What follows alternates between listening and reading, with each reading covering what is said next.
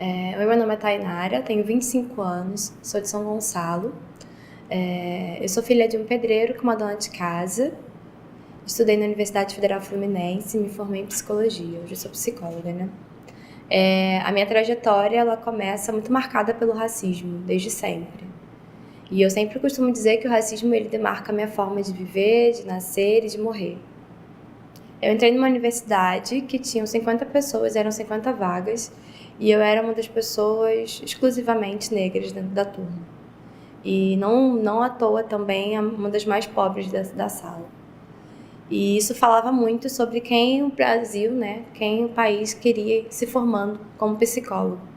5 anos depois eu me formo e eu tinha consciência que eu representava não só a minha família, não só a mim, mas toda uma população negra que é historicamente negligenciada no país. Hoje eu tenho um consultório e trabalho como autônoma, mas antes passei por algumas outras instituições e que também esbarrei novamente com o racismo, porque é isso, ele é estrutural e ele vai estar caminhando comigo e percorrendo todos esses espaços.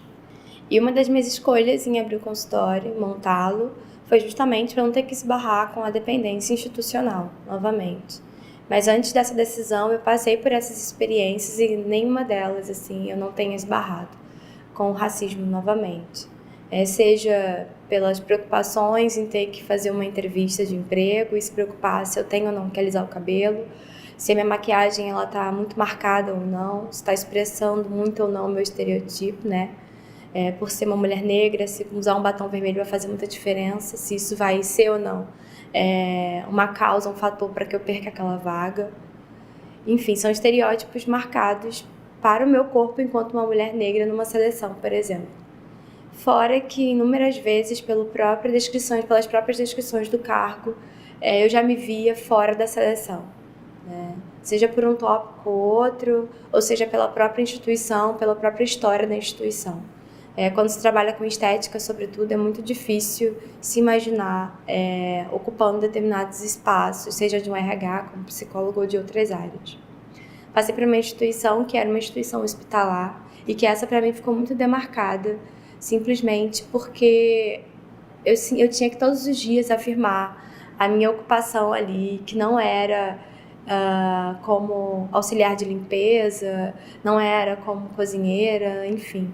Ou então como enfermeira, que era o máximo que me davam porque eu utilizava um jaleco.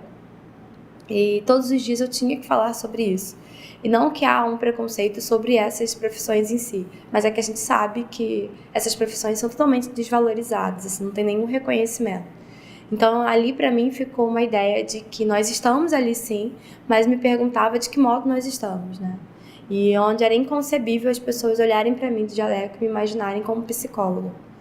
E hoje aí também dentro do consultório eu esbarro com isso. Por mais que eu tenha um projeto que seja para atendimento à população negra, sobretudo, mas é comum as pessoas também me procurarem, me usarem como referência essa procura de procurar uma psicóloga que seja negra, né? Mas também quando as pessoas não vão por essa demanda, e aí eu abro a porta do consultório e as pessoas se espantam porque não imaginavam que era eu, né? E aí sempre soltam uma coisa como, por exemplo, nossa, você... E aí eu já sei do que essas pessoas estão falando, o que elas estão enunciando. Ou também, como já tive um caso, na verdade mais de uma vez, de uma pessoa chegar ao consultório e me perguntar que horas a psicóloga chega. E eu tenho que dizer para ela, pois bem, ela já chegou.